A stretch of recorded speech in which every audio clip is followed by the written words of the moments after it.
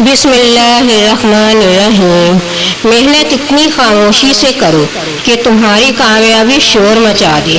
جب آپ کسی کے راستے میں روشنی کرتے ہیں تو آپ کا راستہ بھی روشن ہو جاتا ہے۔ ایک ہی بات انسان کی تربیت کے لیے کافی ہے کہ اللہ دیکھ رہا ہے۔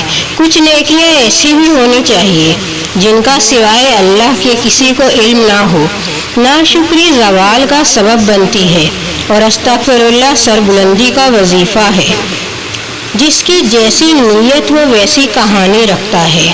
کوئی پرندوں کے لیے بندوق تو کوئی پانی رکھتا ہے۔ احترام کرنا تربیت ہے، کمزوری نہیں۔ معذرت کرنا حسن اخلاق ہے، کمزوری نہیں۔ استاد اور باپ کی محبت سمجھ آنے میں بہت دیر ہو جاتی ہے۔ پرندے جب کھاتے ہیں ان کا سر جھک جاتا ہے اور جب پانی پیتے ہیں تو ان کی نگاہ آسمان کی طرف اٹھ جاتی ہے۔ یہ عاجزی اور شکر گزاری کی بہت خوبصورت مثال ہے۔ منزلیں کبھی کسی کے گھر جا کر حاضری نہیں دیتی، راستوں پر چلنے سے راستے نکلتے ہیں۔ اولاد کے لیے باپ وہاں بھی ہاتھ پھیلا لیتا ہے جہاں وہ پاؤں رکھنا بھی گوارا نہیں کرتا۔ اچھی باتیں پڑھنے کی عادت ہو تو اچھی باتیں کرنے کی خود بخود عادت پڑ جاتی ہے۔ وقت گزرنے کے بعد اگر کوئی قدر کرے تو اسے قدر نہیں، افسوس کہتے ہیں۔ پرندوں کی آواز سننا چاہتے ہیں تو پنجرا خریدنے کی بجائے ایک پودا لگا لیں گھر میں۔ گھر سونے چاندی سے نہیں، اچھے اخلاق سے بنتے ہیں۔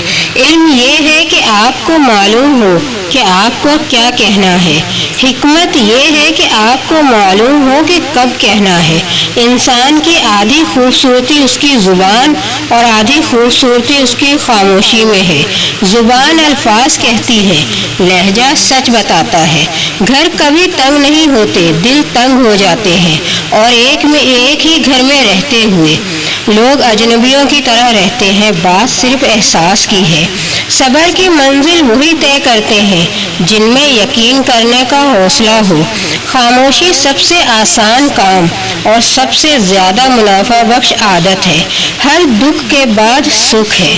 بس کوشش کیا کریں کہ کوئی آپ کی وجہ سے رب کے سامنے نہ روئے۔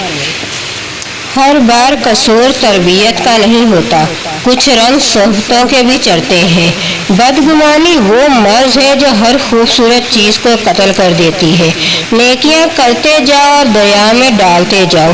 جب کبھی زندگی میں طوفان آیا تو یہی نیکیاں کشتی بن جائیں گی۔ ماں باپ کا سہارا ایسے بنو جیسے بچپن میں وہ تمہارا سہارا تھے۔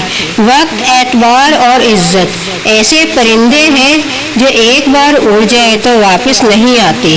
بے زبان پرندوں کو پانی ضرور پلایا کرے۔ حاصل کو تقسیم کرو، عطا کی بارش ہوگی۔ پر پرندوں کے ہی اچھے لگتے ہیں، مگر انسانوں کے نکل آئے تو وہ برباد ہو جاتے ہیں۔ جینے والوں کی قدر کیجیے، کیونکہ مرنے والا اپنی تعریفیں نہیں سن سکتا۔ منہ میں زبان سبھی رکھتے ہیں، مگر کمال وہ کرتے ہیں جو اسے سنبھال رکھتے ہیں۔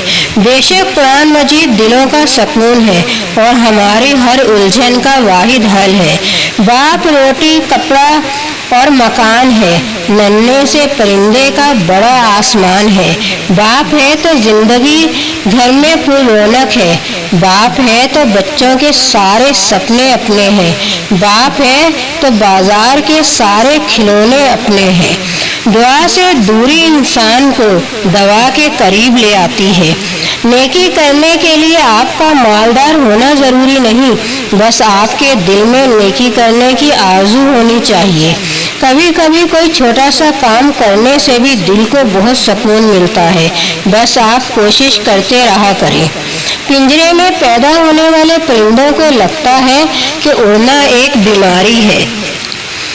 ٹیڑھا درخت ہمیشہ اپنی زندگی جیتا ہے، جبکہ سیدھے درخت کا فرنیچر بنا لیا جاتا ہے۔ دنیا کی سب سے بدصورت آواز اس اولاد کی ہے جو والدین سے بد لحاظی سے اور چیخ کر بات کرتی ہے۔ استاد، باپ اور سایہ ہمیشہ قد میں بڑے ہی رہتے ہیں۔ جھوٹ وہ خطرناک بیماری ہے جو عزت کو کھا جاتی ہے۔ خوش مزاجی خوبصورتی کی کمی کو پورا کر دیتی ہے، لیکن خوبصورتی کی کمی خوش مزاجی کی کمی کو پورا نہیں کر سکتی۔ ایمان اور حیا دو ایسے پرندے ہیں کہ اگر ان میں سے کوئی ایک اڑ جائے تو دوسرا خود ہی اڑ جاتا ہے۔ ہر انسان اپنی زبان کے پیچھے چھپا ہوا ہے۔ دنیا میں وہ لوگ ہی سر بلند رہتے ہیں جو تکبر کے تاج کو دور پھینک دیتے ہیں۔ نیند 4 طرح کی ہوتی ہے: انبیاء کی نیند، مومن کی نیند، منافق کی نیند اور شیطان کی نیند۔ سیدھے ہو کر انبیاء سوتے ہیں، دائیں طرف کروٹ لے کر مومن سوتے ہیں، بائیں طرف کروٹ لے کر منافق سوتے ہیں اور الٹے ہو کر شیطان سوتے ہیں۔ رشتے خون کے نہیں احساس کے ہوتے ہیں۔ اچھا وقت اور اچھے لوگ ہر کسی کے مقدر میں نہیں ہوتے۔ جب بھی ان میں سے کوئی مل جائے اسے ضائع نہیں کرنا چاہیے۔ اس جگہ مت جاؤ جہاں لوگ تمہیں برداشت کرتے ہیں، بلکہ اس جگہ جاؤ جہاں لوگ تمہارا انتظار کرتے ہیں۔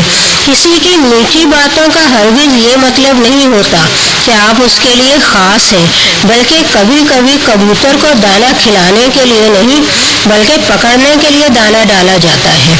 طوفان میں کشتیاں اور گھمنڈ میں ہستیاں ڈوب جاتی ہیں۔ خاموشی میں ہی راحت ہے۔ لفظوں کا سفر انسان کو تھکا دیتا ہے۔ لوگوں کی باتوں کو دل پر لینا چھوڑ دے۔ زندگی کا مقصد صرف رب کو راضی کرنا ہے۔ دنیا میں خوبصورت دل تلاش کرے، چہرے نہیں، کیونکہ چہرے تو بہت ہیں مگر خوبصورت دل نہیں ہے۔ مرنے کے بعد رشتے دار بحث کرتے ہیں کہ روٹی ہماری طرف سے ہوگی، مگر جب وہی بندہ بیمار ہو تو کوئی یہ نہیں کہتا کہ دوائی ہماری طرف سے ہوگی۔ انسان پر سب سے زیادہ وزن اس کی سوچوں کا ہوتا ہے۔ اللہ حافظ۔